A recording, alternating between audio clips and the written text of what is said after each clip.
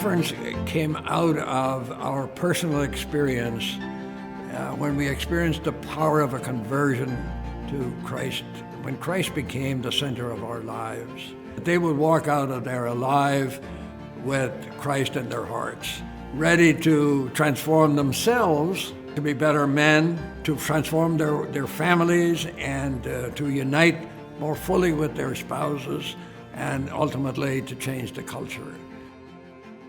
At the Catholic Men's Conference, we have Eucharistic adoration. So you have a chance to be in the presence of the one who truly loves us.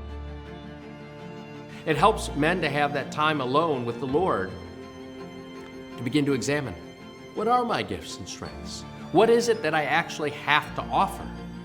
That's why it's so important for every Catholic parish, I think, to support it, because you have men in your parish who have the possibility of being leaders, not just in the parish, but in their families and in their neighborhoods, and we want to strengthen them. And then the joy of faith is contagious. A whole day, a whole 5 to 8 hours oriented towards a spiritual growth, surrounded by the sacraments and like-minded people. It's just not an opportunity that's around every week. They're not watering it down at all. They're giving into it fully and in truth, and they're also inspiring men to live to their fullest potential and what real Catholic men should be living like in our world today.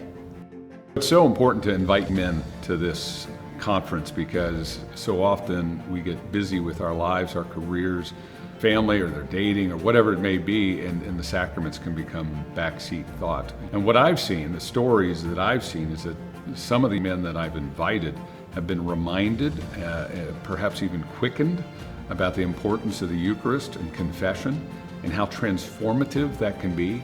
The Catholic Men's Conference is a great opportunity for us to challenge, to grow, to be exposed, to realize that, hey, we're not alone. There's other men that are going through that same steps. There's other men going through those same challenges, and to really support one another as we grow in our faith.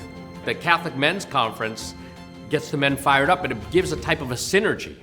First to that one family, but the church speaks about the family being the domestic church. And every parish is made up of little domestic churches. If you've got men leading their family, leading by word, leading by example, coming to Mass, well, that sets the whole tone for the family. And the Catholic Men's Conference helps motivate men to be virtuous men, faithful husbands and fathers, men who are willing to lay down their lives for others, to be present to their family, but also willing to sacrifice. At the end of the Gospel of Matthew, the last words that Christ says to disciples is, go out and make disciples of all men and all people, and baptize all people in the name of the Father and the Son and the Holy Spirit. And those are very weighty and very empowering words, and those are things that we can't do by ourselves.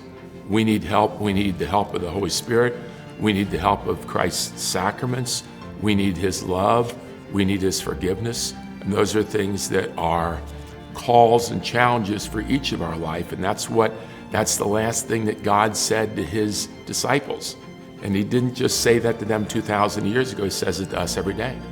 And I've got to learn to live it. I've got to learn to grow in my faith. And I learn how am I going to share it. And so that's really what it is it's a vehicle for me to become intentional, to become purposeful, to grow in my personal faith, and to grow in my willingness to share that faith and be willing to evangelize others for Christ.